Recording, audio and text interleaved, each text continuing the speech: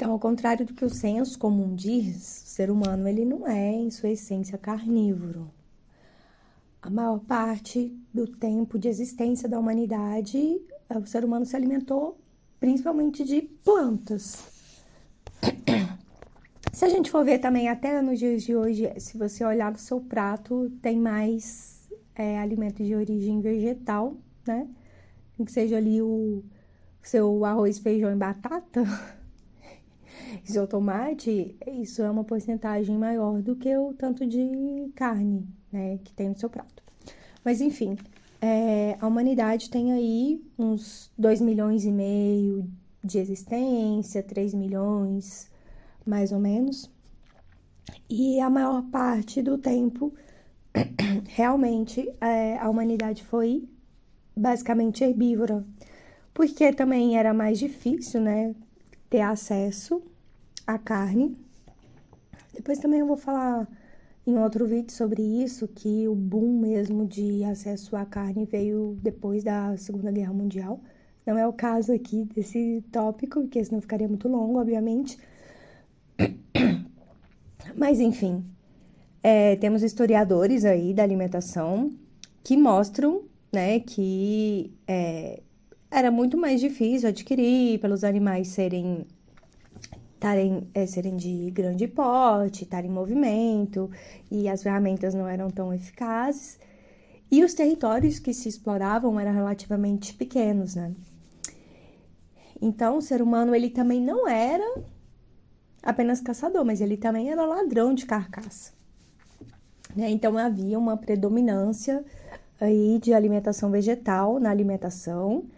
E uma coisa que eu sempre rebati, assim, sem muitos fundamentos teóricos, mas era uma coisa que eu analisava, que as pessoas falam, mas aí foi a carne que aumentou o cérebro. Pelo contrário, gente, você precisa ter um aumento de cognição para conseguir ter melhores estratégias, né, de caça. E ter um acesso a essa fonte alimentar. Então, é pelo contrário. O que aumentou a capacidade aí cognitiva, segundo alguns pesquisadores, foi o fato de dominar o fogo. Até que tem uma pesquisadora que ela é da área aí da neurologia, e ela usa o termo homo culinários, porque foi a partir dessa dominância do fogo, né, esse controle aí do fogo, e passou a cozinhar melhor os alimentos e conseguir aproveitar melhor os nutrientes, que teve aí um maior desenvolvimento, né, do cérebro, e teve melhores estratégias aí de aquisição dessa fonte proteica.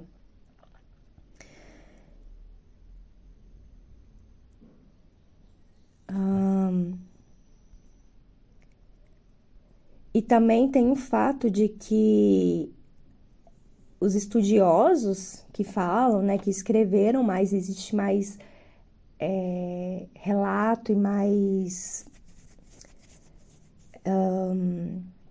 registros sobre o comportamento de caça e pesca dos homens, é porque também esses produtos, eles deixam muito mais vestígio do que os alimentos vegetais, né? E não é porque a carne tenha sido a base de toda a alimentação pré-histórica. Então, eu vou deixar só esse tópico para depois aprofundar melhor nisso em um outro vídeo. Mas é interessante esse ponto, né? De falar que durante a maior parte da nossa existência, nós fomos e somos herbívoros.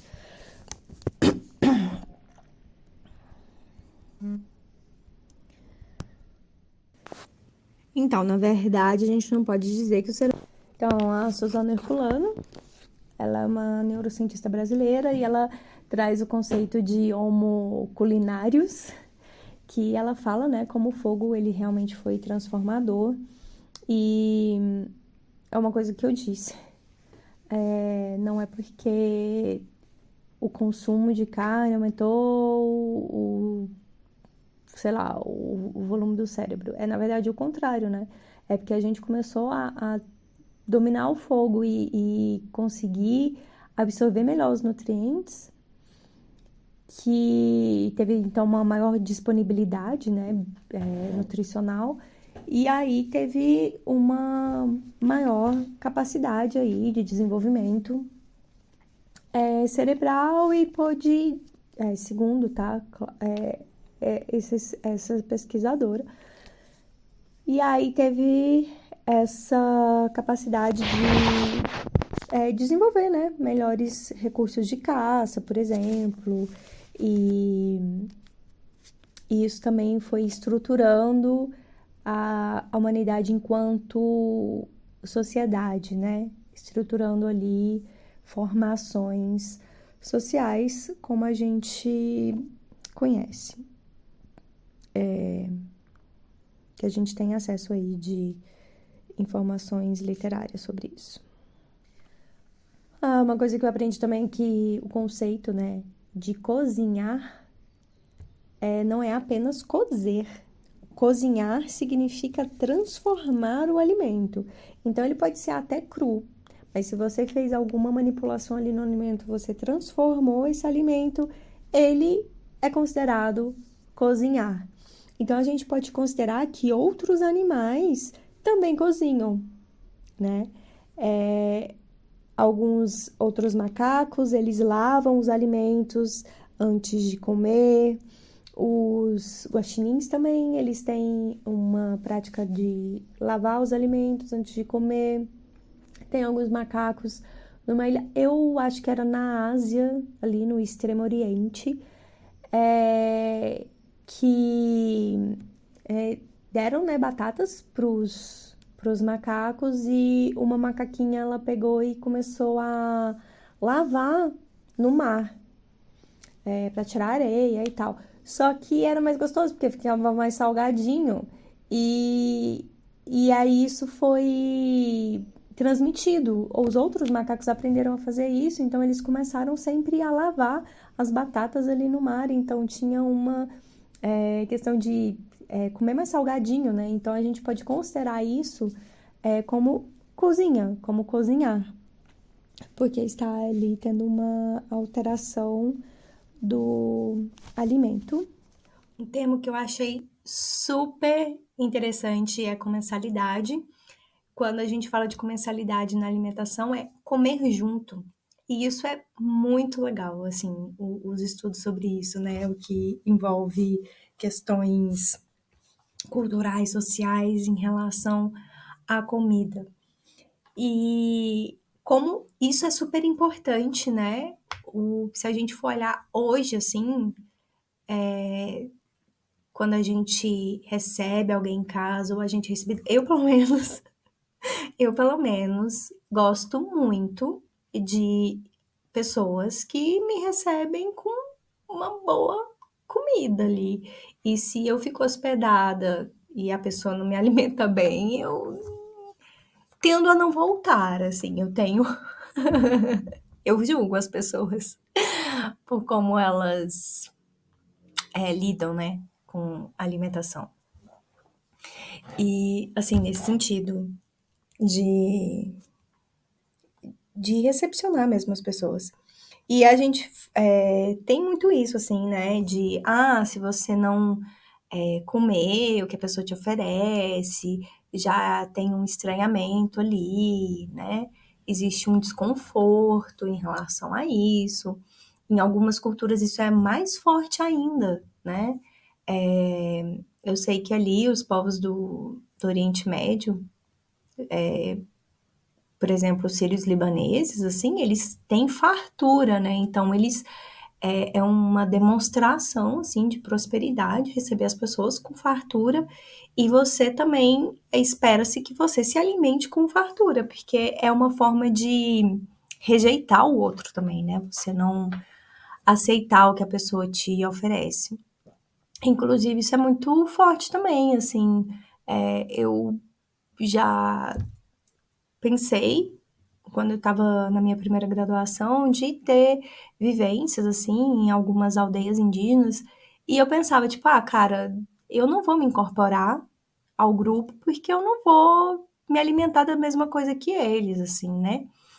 Então, é isso, é integração social, né?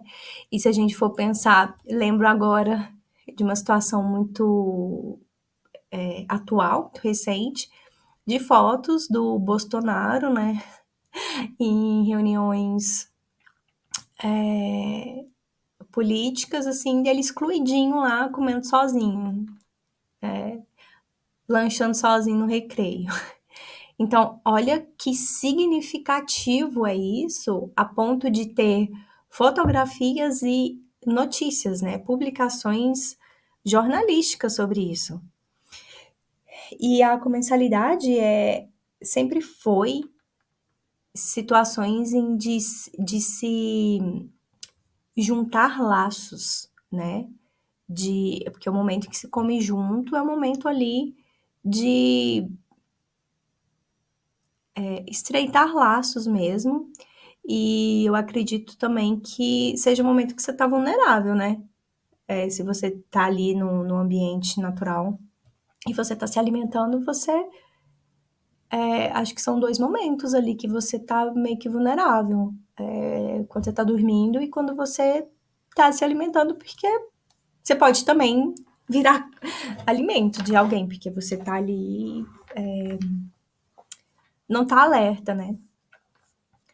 E durante a Idade Média, essa coisa de comer junto era muito forte politicamente, no sentido de quem comia do lado do rei, quem era convidado a estar na mesa com os nobres, acordos políticos eram tramados ali durante as refeições, durante os banquetes, e era também um certo momento de trégua, né?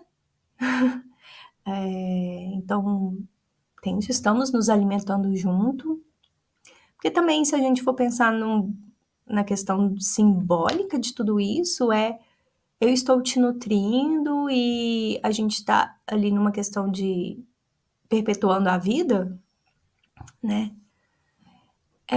E até hoje, se a gente for pensar, também acordos políticos são feitos através de comensalidade. É muito mais, não sei se fácil, mas talvez mais leve, e você fica talvez mais suscetível a aceitar certas propostas se um político te convida para um almoço, para um jantar, não é mesmo? Do que você estar numa mesa de reunião ali debatendo uma coisa. Olha a atmosfera emocional da situação. Você fazer acordos durante jantares e almoços do que durante uma mesa de reuniões e debate ali num ambiente estritamente político. Então, tinha essas questões ali que muito fortes, né? Desde sempre na humanidade, a comensalidade e a política. Lembrando que política não é só questões de partido e questões de nobres, por exemplo, é uma questão de relações sociais, né? Se a gente for analisar tudo, é política. Até em questões familiares. Quando que os pais geralmente perguntam, né, para os filhos, ou o marido com a mulher ali, ou o casal, né? Pergunta sobre o dia, vai conversar sobre o dia, vai falar sobre questões, vai perguntar como foi na escola. Geralmente na hora do almoço, né? Ou na hora ali de uma refeição. comensal, que é estar junto. E imagina, é uma situação muito mais, acho que de boa você, falar que, sei lá, tá com algum problema na escola ou no trabalho durante a refeição, do que você criar uma situação durante o dia e discutir isso, né? E lembrando que comensalidade não é necessariamente, não é comer junto, porque as pessoas podem estar ali comendo junto e não ser uma comensalidade. Por exemplo, um monte de pessoas num refeitório não é uma comensalidade. Precisa existir ali uma relação, uma interação social entre aquele grupo para se falar de comensalidade. A comensalidade ela pode ser positiva ou negativa, ou seja, né? É uma comensalidade quando existe uma relação ali de conflito também. Mas quando a comensalidade é positiva, geralmente tem alguns autores que chamam ela de convivialidade. Então, convivialidade é sempre uma comensalidade positiva e comensalidade pode ser tanto positiva quanto negativa. E aí, para ter a comensalidade, é isso que eu tinha falado, né? Tem que ter, as pessoas têm que estar lá juntas naquele espaço físico, mas tem que ter uma comunicação. E aí também vai existir certas regras, certos acordos com esse grupo, né? Algumas normas a serem seguidas. Por exemplo, quando a gente tá com os amigos, é diferente quando você tá, sei lá, visitando seus sogros, por exemplo, né? Vai ter um pouco mais de formalidade ali, principalmente se você não é muito íntimo, né?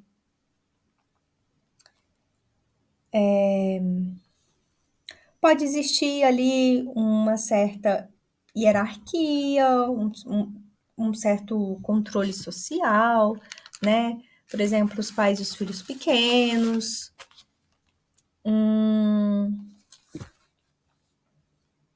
Existe uma questão de identidade ali, que as pessoas estão partilhando aquela identidade, aquele pertencimento, né? E aquilo que eu falei também, do que se come em conjunto. Vai existir uma certa ruptura nisso quando alguém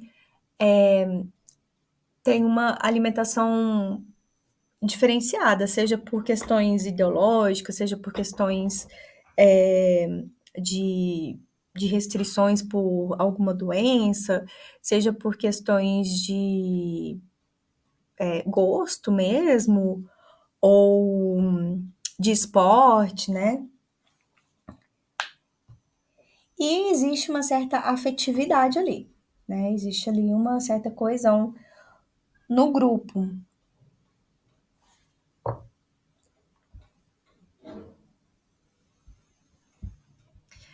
Existe toda uma relação ali entre questões políticas, econômicas e alimentação, né? Na Idade Média, por exemplo, era tinha muito essa questão tipo de comer muito, até se a gente for analisar quadros daquela época, pinturas, vão ser quadros de pessoas com mesa muito farta, deitados ali, né? Fazendo uma cesta. Então, tinha muito essa coisa tipo, de comer muito. E tinha a questão também dos pães brancos e das aves, só que tinha também uma questão de estratificação social ali. O que as classes superiores comiam era proibido, que as classes inferiores comessem, e existia uma certa justificativa científica para aquilo, né? Quem fazia as normas, assim, e fazia essas sanções também, eram os eruditos que acabavam dando justificativas científicas, entre aspas, para aquilo. Então, assim, o que, por exemplo, estivesse mais perto da terra era mais próprio para que os camponeses comessem. E o que estivesse mais perto do céu eram mais dos reis. Inclusive, isso é, das carnes, né? Os perdizes eram mais dos nobres e porcos, por exemplo, das classes mais baixas.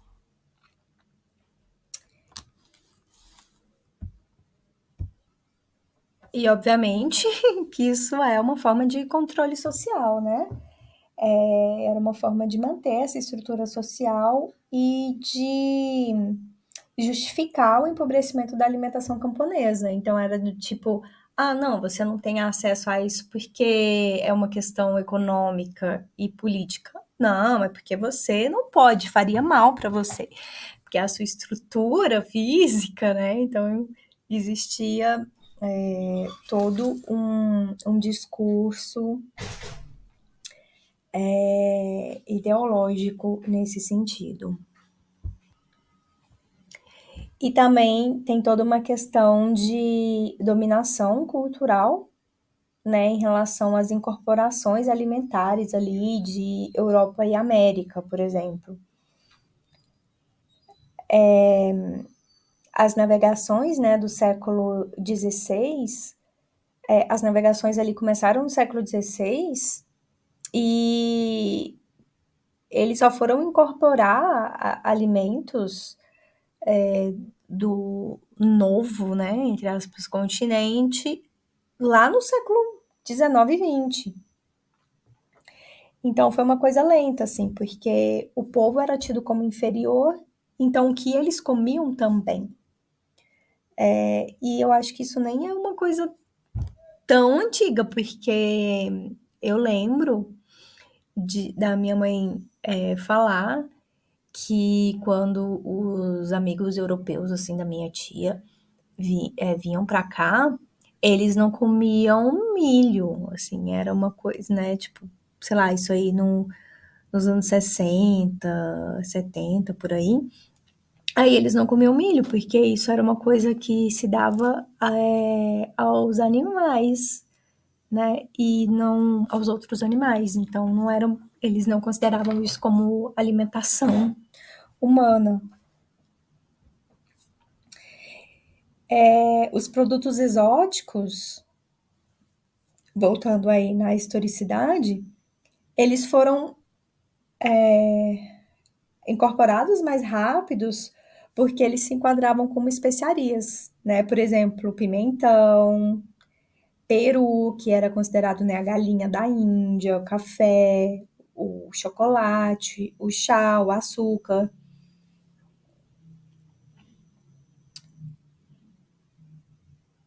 Porque as bebidas coloniais eram consumidas com açúcar. E aí tinha isso, né? As colônias passavam a produzir aquilo que os, os países colonizadores gostavam e incorporaram. E aí começaram a implantar também nas colônias o que eles queriam, né? Aí foi quando veio a cana, a banana, galinha, vaca, cavalo, tudo isso foi introdução europeia, que eles também viam em outros locais e aí queriam que as colônias deles fossem isso, né? O celeiro.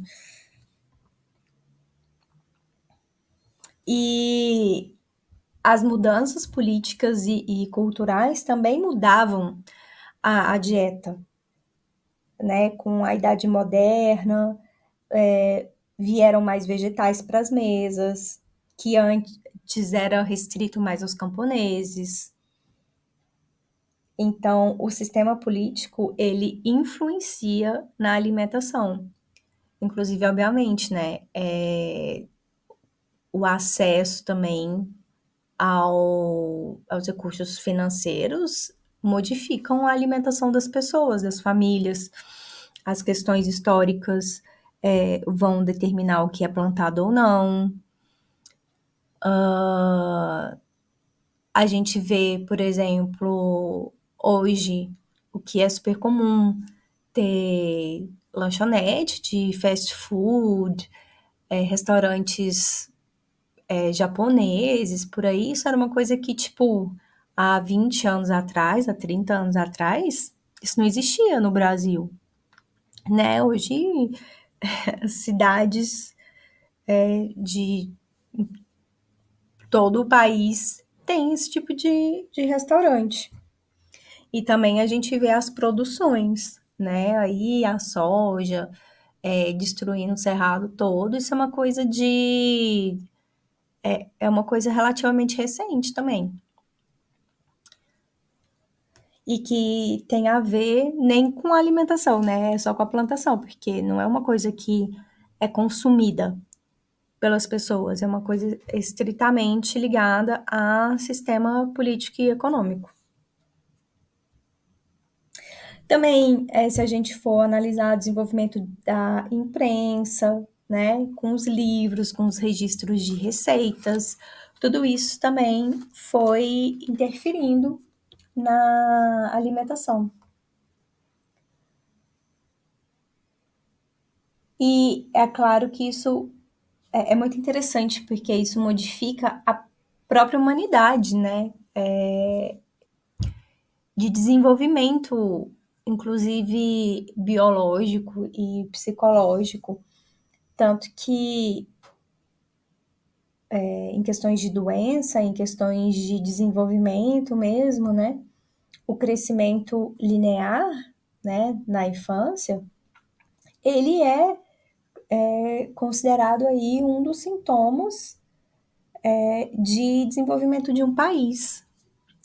Então, tipo, o quanto se cresce em estatura, né? Isso tem a ver com é um dos índices assim de desenvolvimento.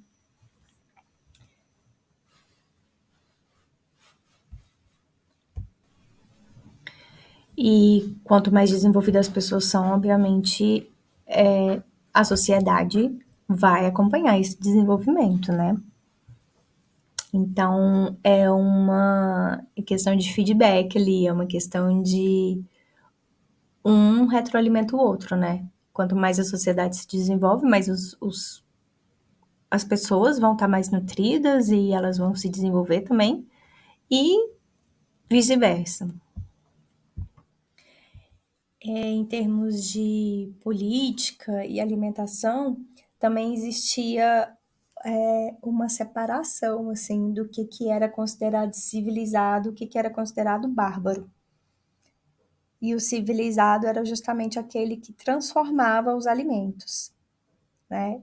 E quanto mais a arte do complicado e da metamorfose do alimento, maior era o poder. E existia também algumas questões em relação a gênero, por exemplo, na Roma arcaica, as mulheres eram proibidas de tomar vinho, por exemplo. Tinha algumas normas também, que tinha uma coisa de se comer reclinado. E como eu disse, né, a relação ali das pinturas também. As pinturas vão identificar o que era comida ali, se era carne de caça, se era vaca, se era porco. E existia também um costume de se comer por várias horas, né? Pegando o gancho ali do que a gente falou sobre sociedade, né? Sobre desenvolvimento, sobre questões de saúde, é bom lembrar que o Hipócrates, ele foi o primeiro prescritor, né? O primeiro médico, falando aí do Ocidente, de uma visão eurocêntrica, né? A gente está se pautando aí numa bibliografia europeia. Mas ele é tido, então, como esse primeiro prescritor, né? O primeiro médico. Então, ele usava a comida com esse viés terapêutico. Então, comer era, você comia segundo uma norma, tinha as teorias, né, humorais em relação a isso. Então, ali a gente começa uma dietética, né, uma prescrição. Então, existia o comer algo sob certos critérios. Tinha, né, essas normas para se comer e também tinha essa relação com a qualidade, entre aspas, né, da pessoa. E aí entra naquilo que eu já citei sobre hierarquia social. Alguns historiadores e sociólogos, antropólogos aí da alimentação, eles apontam que, na verdade, a agricultura não foi algo tão bom assim, né? No sentido de que antes existia, né, uma diversidade alimentar e aí com a Idade Média, né, teve essa cultura agro-silvo-pastoril. Então, se derrubaram florestas que têm uma diversidade, né, para plantar só um determinado tipo de alimento. E aí isso gerou algumas doenças por monotonia alimentar, né? Porque o ser humano, como é onívoro, ele tem que ter uma diversidade de alimentos para incorporar, né, os nutrientes que ele precisa. E aí, se come só um tipo de alimento, vai ter problemas, vai ter doenças ali de falta de vitamina e de minerais, né? Aí a gente pode citar, por exemplo, a pelagra, que é uma doença que leva à loucura devido à falta de vitamina do complexo B, a niacina, né, que é a vitamina B3. E assim, precisa ser muito pobre, a alimentação precisa ser muito pobre para ter essa falta de vitamina B3. E aí isso foi devido à monotonia alimentar do milho. Aí as pessoas estavam comendo só milho e aí tiveram isso, né? A gente pode citar também doenças de avitaminose como o escorbuto, que é a falta de vitamina C, né? Precisa de fruta, de alimento fresco. No caso do milho, o milho até tem niacina, mas o corpo não aproveita a forma da niacina que tem no milho.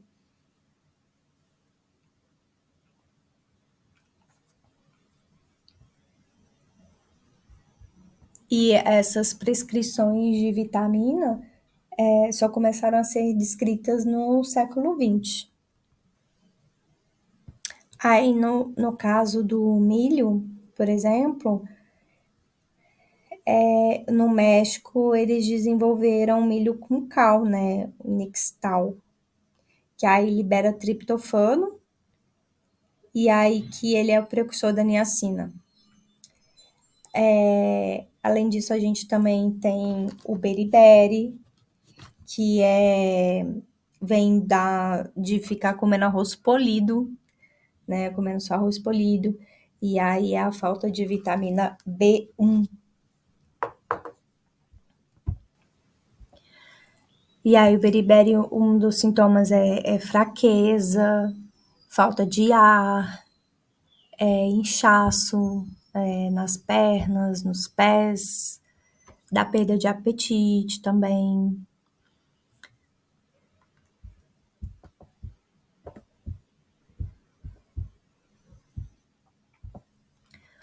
Por isso é importante comer os grãos, os cereais integrais, né? Dar preferência para eles e não para os que são polidos. refinados. Falando então dessa questão, então, a espécie humana, justamente por ter essa capacidade de comer, né, tudo, mas ela não vai comer de tudo. Então, por isso é obrigado a ter uma diversidade na alimentação. O que seria isso, assim? Como eu citei antes, justamente para a gente ser onívoro, a gente precisa de ter uma diversidade alimentar para ter todos os nutrientes que a gente precisa. Não é igual o panda e o koala, né? Que um vai comer só eucalipto, outro vai comer só bambu, e essa é a alimentação deles, e é isso que o corpo deles precisa, e é aquilo. A gente não, a gente precisa ter uma diversidade. Só que aí vem o paradoxo. Qual que é o paradoxo do onívoro? Justamente a gente não pode. Não é que não pode, mas a gente não pode sair comendo de tudo, porque senão isso causaria questões de sobrevivência, né? Porque algumas coisas são venenosas, outras coisas não são culturalmente aceitas. Mas então é isso, assim, a gente fica nesse paradoxo do tipo, poder comer tudo, mas não comer de tudo. E aí é interessante que a gente entenda que a profissão de nutricionista, né, a gente vai ver sobre grupos alimentares. Porque é justamente aquilo, se existisse um nutriente que só tem no arroz e a pessoa não come arroz, nossa, ela vai ter deficiência naquilo. Então, não.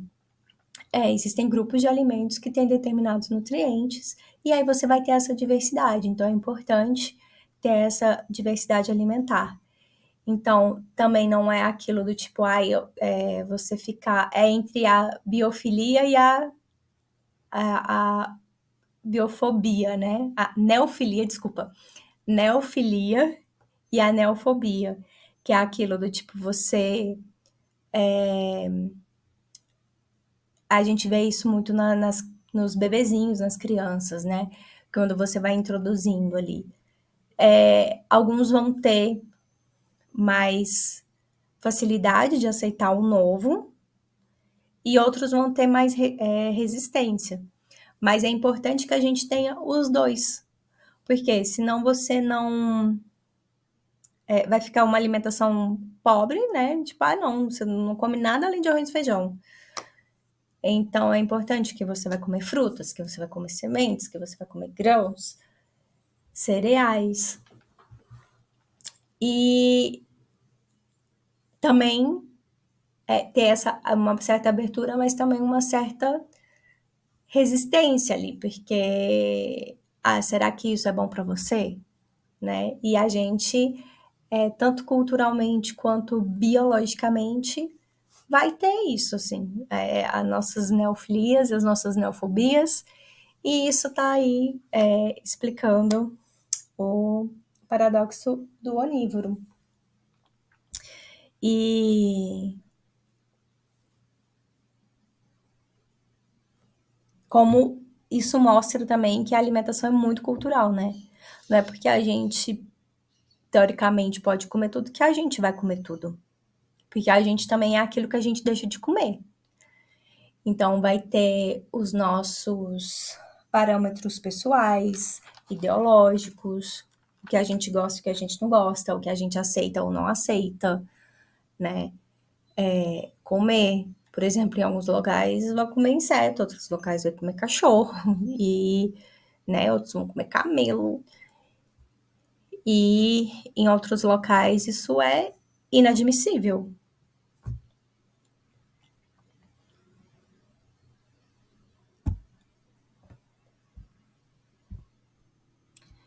Então, o professor Contreras, lá de Barcelona, ele fala muito sobre isso, assim, a gente não é só o que a gente come, mas também o que a gente deixa de comer, porque isso diz muito sobre a gente, né? Sobre nossos valores, sobre nossa ética, sobre nossos hábitos, sobre nossa cultura.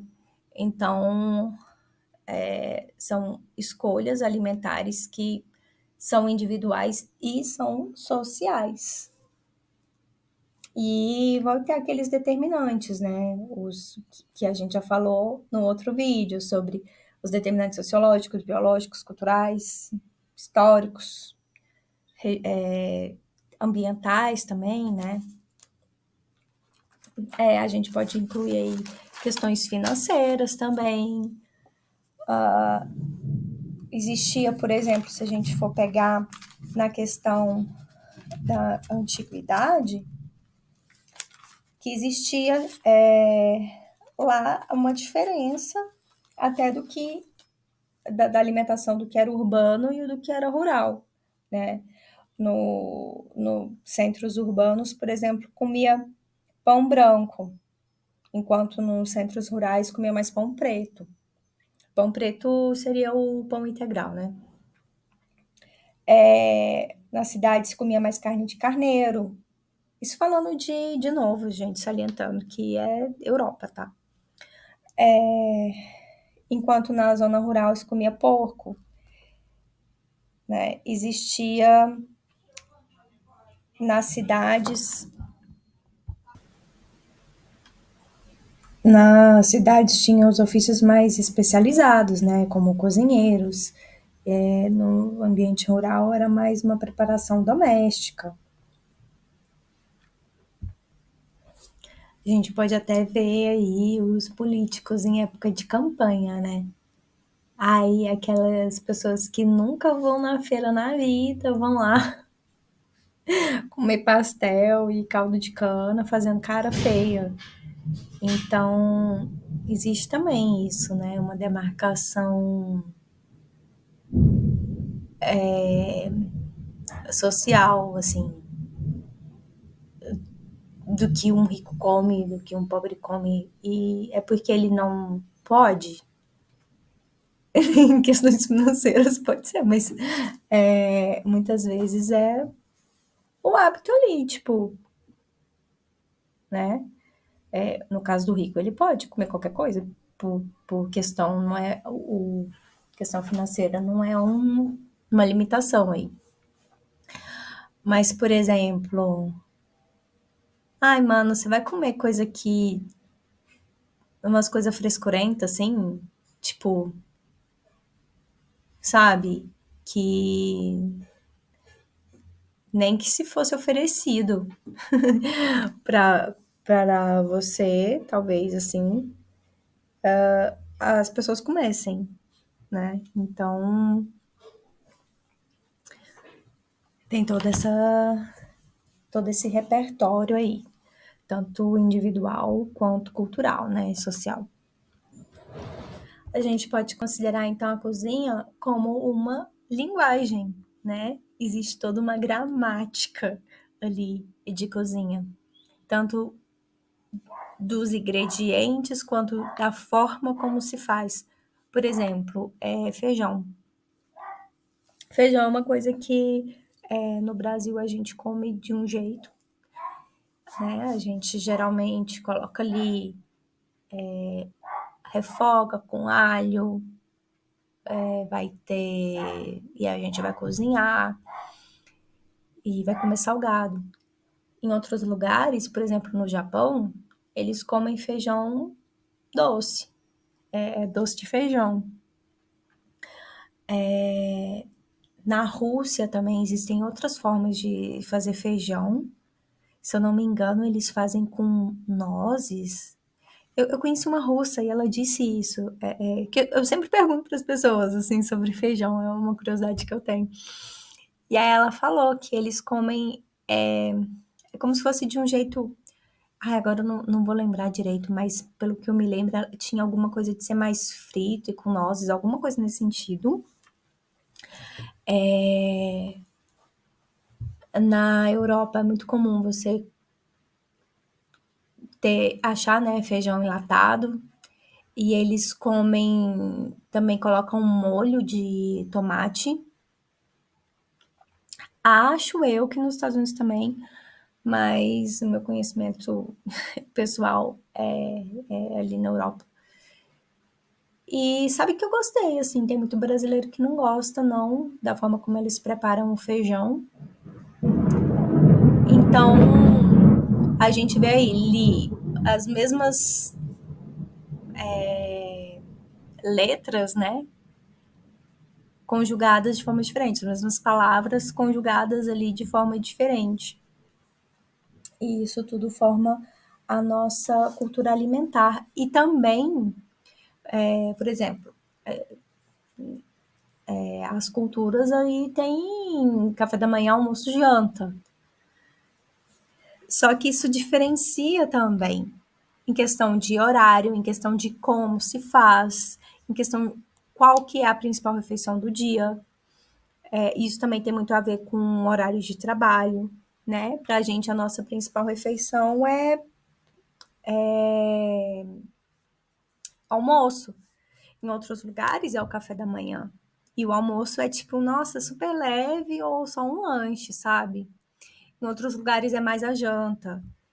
E os horários também são diferentes. Isso é muito interessante, gente. Eu acho essas coisas assim muito legais de se observar. Em alguns locais, por exemplo, vem entradas, em outros não, né? A gente tem até dentro do Brasil, né? O açaí, a forma como se come o açaí na região norte e como ele foi introduzido, né, e modificado aqui na região sul-sudeste.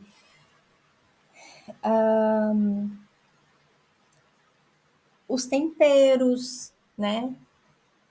Se for na Bahia, tem óleo de dendê.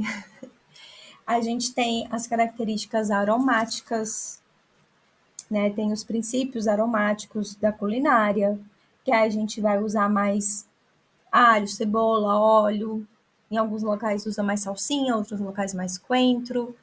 E não é assim, os temperos são diferentes, assim, nos outros locais. Eu, por exemplo, detesto comida apimentada e na Inglaterra eu sofri um bocadinho, assim, quando eu cheguei, porque eles são meio... Todo mundo sabe que a Inglaterra não é muito boa de culinária, né? E eles são meio tarados, assim, tem um certo fetiche pela Índia. E aí tinha muita coisa, assim, de ser muito apimentado, sabe? Eu tomei birra de curry, por exemplo. E eu gostava de colocar, mas assim, eu usava curry no arroz, tipo uma colherzinha de café, bem pititica. Lá eles tacam, aí misturava tudo no mesmo prato, curry com gengibre, com açafrão, com não sei mais o que, e era tudo muito apimentado, tanto que chegou depois, sei lá, eu criei coragem e fui falar. Mas olha, por favor, separa um prato para mim que eu não consigo comer coisas apimentadas. E, enfim, é toda essa gramática, né? A cultura alimentar, então, ela vai ser esse conjunto de representações, de crenças, de conhecimentos e práticas que são herdadas e ou aprendidas, né? Associadas à alimentação e que são compartilhadas pelos indivíduos de uma determinada cultura ou grupo social. E a gente, no Brasil, é mestre nisso, né? De ter brigas culinárias. De uma região, ai, cuscuz, o cuscuz de São Paulo, cuscuz nordestino, de colocar ou não ketchup na pizza, e por aí vai.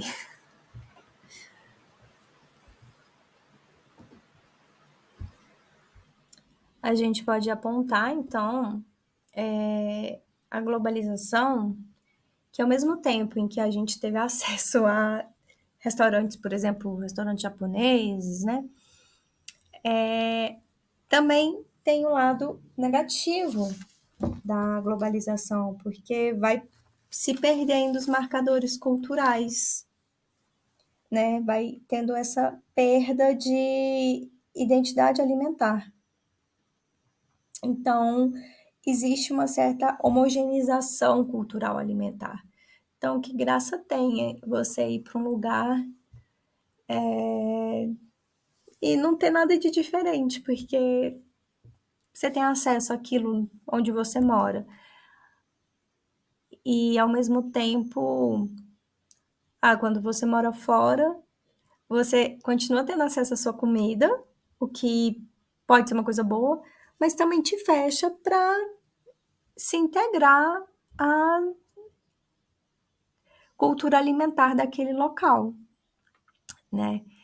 Então a gente acaba tendo esse empobrecimento de repertório e um empobrecimento cultural também. E como acaba que os locais, eles. A gente então é mestre nisso, né? Em adequar aquela alimentação à nossa cultura. Então, o jeito da gente fazer, sei lá, o sushi é diferente. Não que eu ache ruim que exista, por exemplo, ali sushis veganos, sushi com manga, né? Mas a gente também tá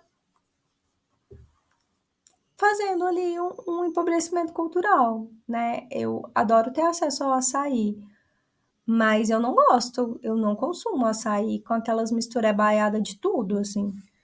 Eu nunca comi, eu nunca posso dizer que eu comi um açaí verdadeiro, porque eu nunca fui ali para a região norte, para as regiões amazônicas, né, para a região amazônica. E eu nunca comi ali um açaí com farinha, por exemplo.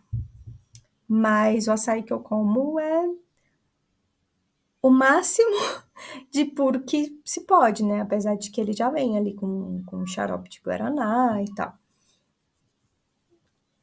Mas então existe esses dois lados, assim, né? Que te traz um certo conforto, mas ao mesmo tempo te mantém numa zona de. Uma zona mais restrita ali, que você não se abre para as outras culturas. No caso de você ter acesso à sua própria comida, né? Nos outros locais. E também que a gente deturpa as outras culinárias, assim.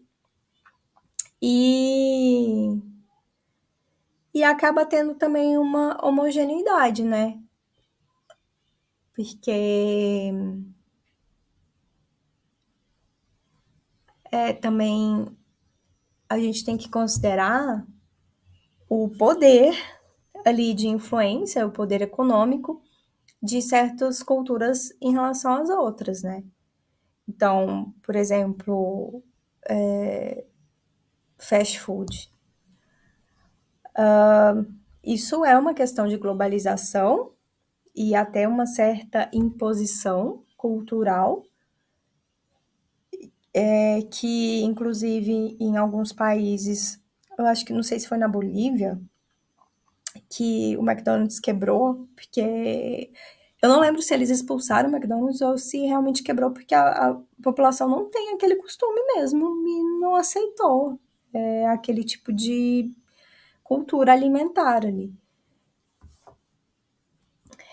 E se a gente for, então, analisar, o que a gente vai ter acesso no mercado vai ser o que é hegemônico, né? Então, assim, é um mercado globalizado que vai se tornar mais imperialista. Então, assim, não que as pessoas sejam obrigadas a comer aquilo, mas acaba criando uma demanda que é aquilo que você vai consumir. Por exemplo, você vai no mercado, é aquilo, sabe? Por exemplo, Quando eu era criança ali, na década de 80, não existia cereal matinal. Não era isso que a gente comia, sabe? Então, isso também acaba interferindo na cultura alimentar dos locais, né? Por que que você está consumindo isso em vez de comer, sei lá, seu. Eu ia falar pão, mas pão também é uma coisa europeia, né? Se bem que a gente já se apossou disso, já faz parte da nossa cultura ali, o pãozinho com o café. Mas por que que não está consumindo, sei lá, a tapioca com o café, por exemplo, sabe?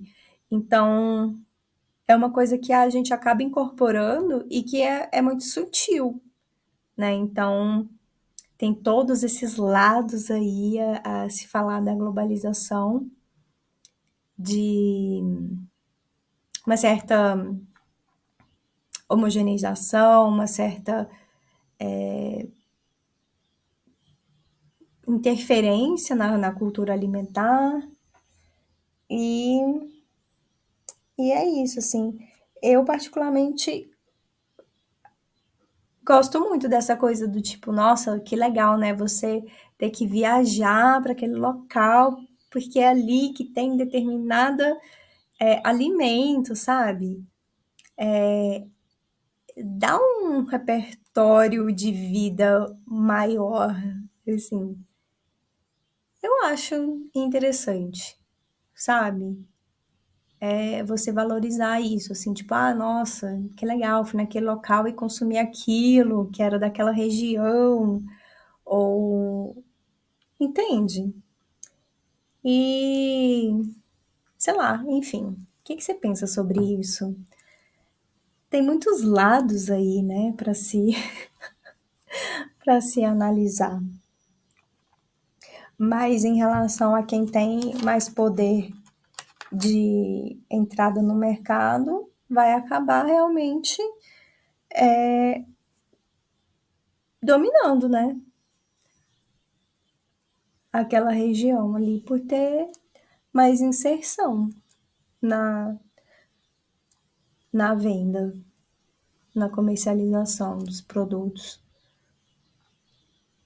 Sei lá, eu sei que antigamente, por exemplo, era mais costume, assim, nosso, comer, por exemplo, mandioca cozida no café da manhã,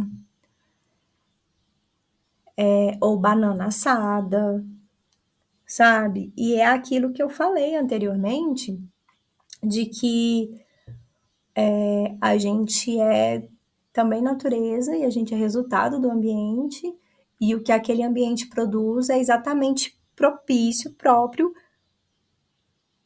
para os habitantes daquele local, né? Então, enfim, tem muitas coisas aí a se pensar. E isso nos leva a um outro ponto, que são os patrimônios imateriais,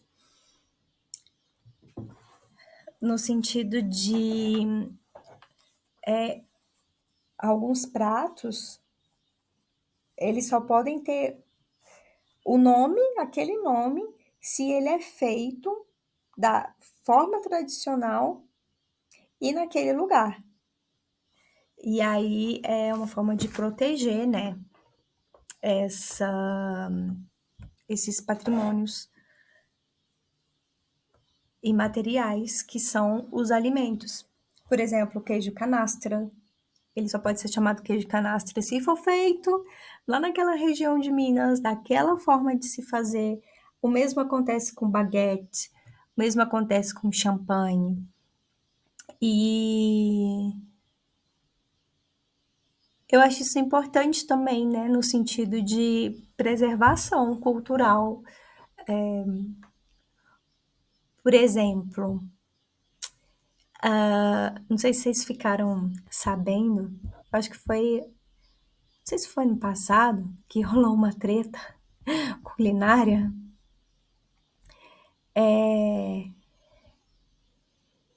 que, ai eu já tenho rancinho de português, e quando o português ainda rouba mais coisa nossa, é que rolou uma treta aí que estava sendo comercializado brigadeiro,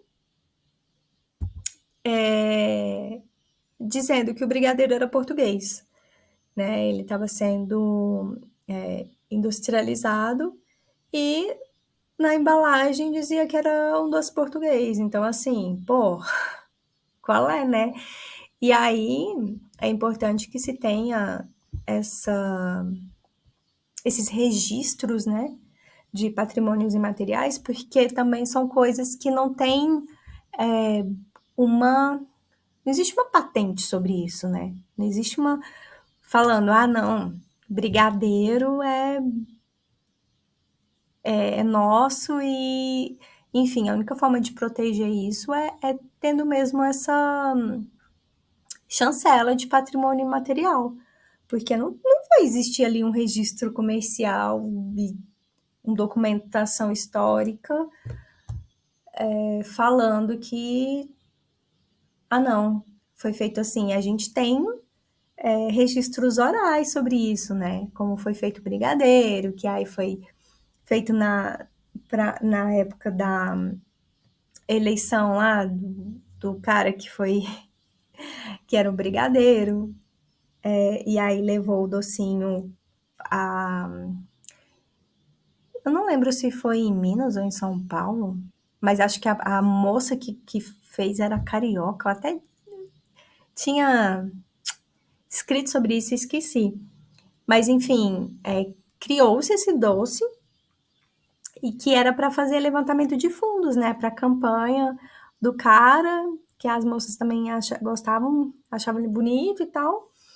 E tanto para arrecadação de fundos quanto para fazer comício mesmo, né? Na hora de entregar lá panfleto ou fazer reuniãozinha em casa, fazer campanha para ele, começaram a servir esse doce.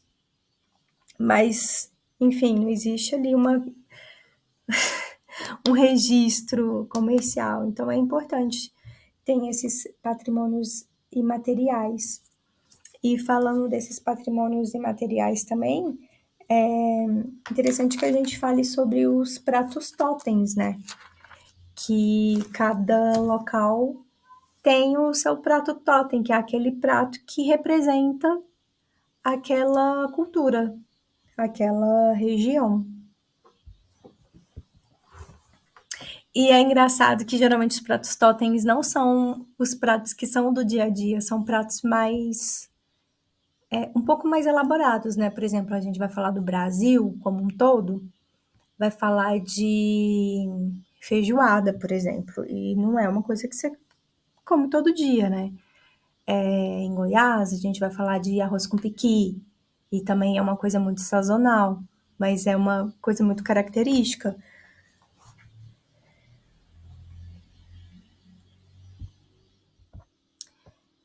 Em relação à nutrição infantil, é muito importante resgatar aquilo que foi dito lá em cima sobre comensalidade.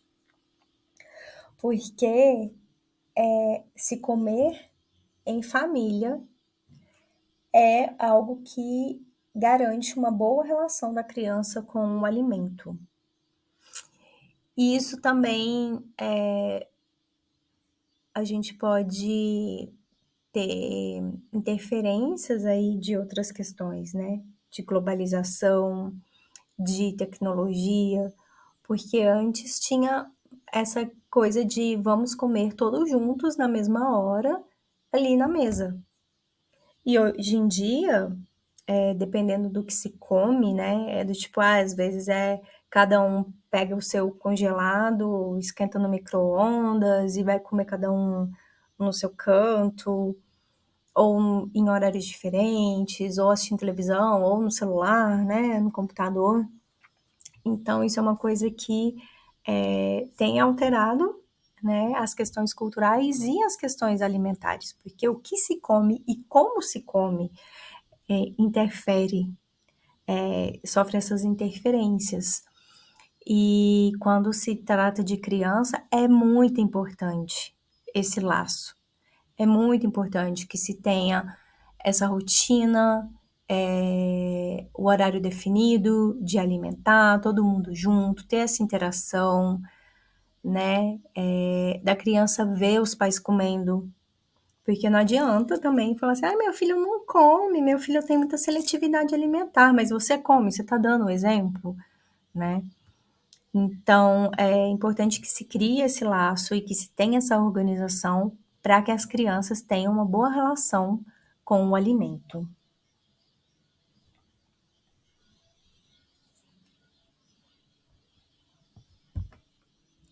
Acho que eu já pautei bastante, né, essa questão da comensalidade, que tem essa relação entre a tem esses elementos aí de interação, os elementos simbólicos de pertencimento, por exemplo, as normas, que são as regras, né? Por exemplo, a gente vai ter, dependendo do grupo que está, alguns assuntos para falar, outros não. Com seus amigos você vai falar sobre uma coisa e, sei lá, com a família é meio que proibido, ou sua família é mais liberal e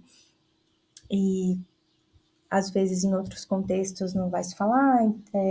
Tem também as questões, tipo, às vezes tem a família que tem aqueles lugares marcados, né, para se comer, ou algumas muito tradicionais, tem aquela tipo, quem come primeiro, quem serve quem, enfim. Mas enfim, a gente já pautou bastante isso, vamos para o próximo ponto. Então, o último ponto aí, a gente pode falar também que existem relações, que a gente pode falar de relação de poder, né, na alimentação. E a gente pode fazer aí, falar sobre alimentação e gênero. Nossa, tem tanta coisa para falar sobre relação de poder. A dieta produz corpos. A dieta produz corpos. E os corpos também produzem a dieta, né? Mas, enfim, a dieta produz corpos. De acordo com aquilo que você consome ou deixa de consumir, você vai ter um fenótipo, né? E existe também toda uma relação de outras relações de poder, né? Não só, por exemplo, entre gordos e magros, mas a gente vê também questões ali de poder em relação a gênero. Por exemplo, quem foi que disse que necessariamente, ainda mais hoje, que o homem gasta mais energia que a mulher, né? Porque hoje em dia, homens e mulheres têm praticamente os mesmos papéis ali, né? E mesmo assim, ainda tem a questão do tipo, não, porque o homem tem que comer coisas mais, entre aspas, fortes e o que é comida de homem, o que é comida de mulher. E, gente, assim, ó, por mais que isso pareça ridículo, tem gente que realmente acha isso, né? Tem gente que considera homens vegetarianos gays e que fala que isso é de mulher, isso é de homem. Até se a gente for falar de bebida, tem isso, né? Tipo, essa bebida é bebida de mulher. Gente, quem? Da onde? O que, sabe? Como eu pontuei também em algum momento aí, né? Na época da Roma arcaica, que as mulheres eram proibidas de tomar vinho. Então, se a gente for também analisar quem dentro da nossa cultura, ainda preponderantemente, quem cozinha todo dia, sabe? E as diferenças, assim, se a gente for analisar entre trabalho produtivo e trabalho reprodutivo. O trabalho produtivo, né, entre aspas, o trabalho seria remunerado. E o trabalho reprodutivo, aquele do cotidiano. Então, dentro do nosso sistema capitalista, a mulher é preparada para esse lugar. Para esse lugar de cuidado do cotidiano e que é o inferiorizado, que não é valorizado, né? Até as expressões de linguagem que a gente usa, a tia da cantina, a tia da cozinha, né? A gente não chama um chefe de tio. Olha só como são as coisas. Então, existe, sim, esse simbolismo, né, incrustado no nosso imaginário, que é isso, que a mulher, ela é ali para cuidar da criança, é,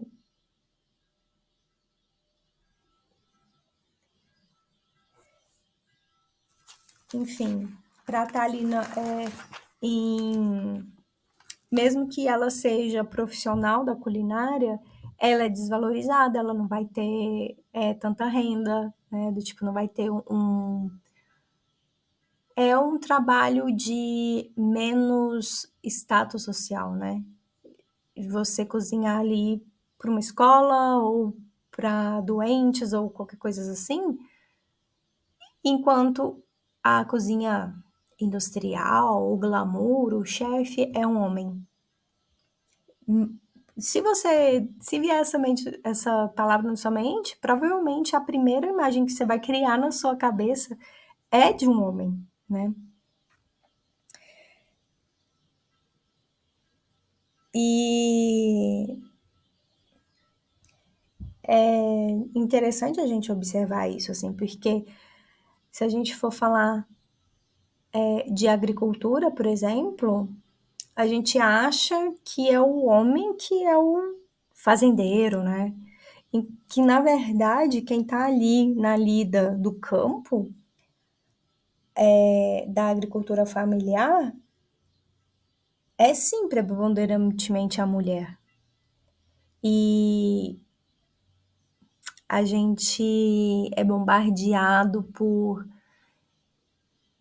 ideias midiáticas que são antagônicas à realidade, né? E aí você vem ali, quem que tá ali gastando mais energia, né?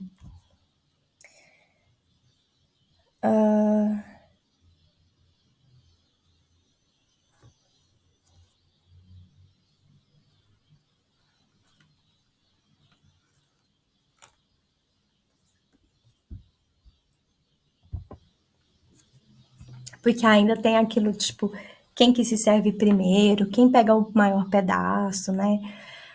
Tem ainda. Isso ainda é uma coisa que existe em algumas famílias, em alguns contextos, né? Ai,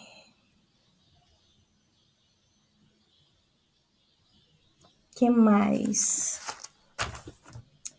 que a gente pode falar sobre isso? Por enquanto é isso. Concluindo então esse vídeo, né?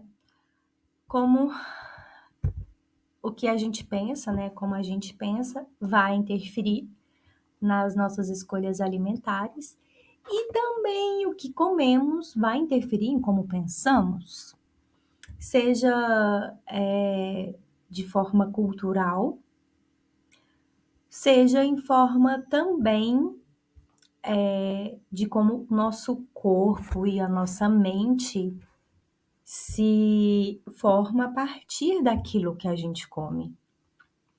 Eu acredito piamente nisso, assim, que a gente é influenciado, sim, quimicamente, né?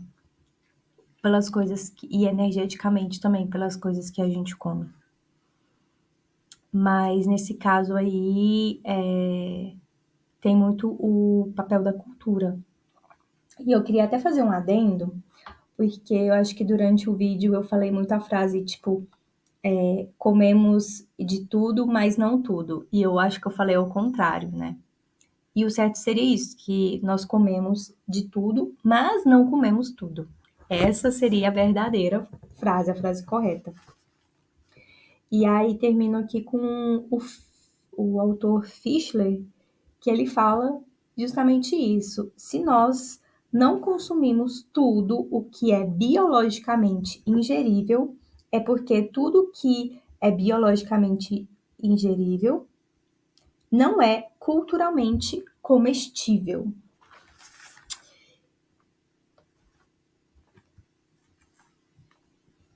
E aí a gente confirma, né, quem a gente é através das nossas preferências e aversões. Então a gente indica quem a gente é individualmente e também a gente vai mostrar de onde a gente vem, né? Pelo que a gente come.